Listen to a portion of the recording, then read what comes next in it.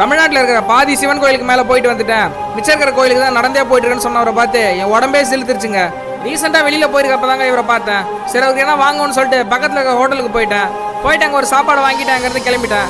அதுக்கப்புறம் தான் அவர்கிட்ட வந்து பேச ஆரம்பித்தேன். ஐயா நீங்கள் எங்கேருந்து வரீங்க, என்ன பண்ணுறீங்கன்னு சொல்லிட்டு கேட்டேன். நான் இருக்கிற எல்லா சிவன் கோயிலுக்கும் நடந்தே போயிட்டு இருக்கிறேன், இதுதான் என்னோட வாழ்நாள் லட்சியமாகவே வச்சிருக்கேன்னு சொல்லிட்டு சொன்னார்.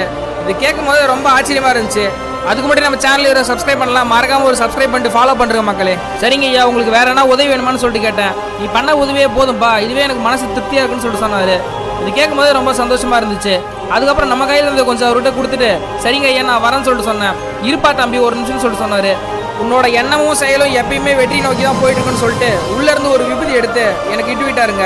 என்ன விபூதி ஐயான்னு சொல்லிட்டு கேட்டேன். நான் போயிட்டு வந்த எல்லா கோயில்களோட ஒட்டு மொத்தமாக வச்சிருந்த திருநீர் இது கிடைக்கவே புண்ணியம் பண்ணியிருக்கணும், உனக்கு அந்த ஆண்டவர் இருக்குது, அதனால தான்ப்பா இது உனக்கு கிடைச்சிருக்குன்னு சொன்னார்.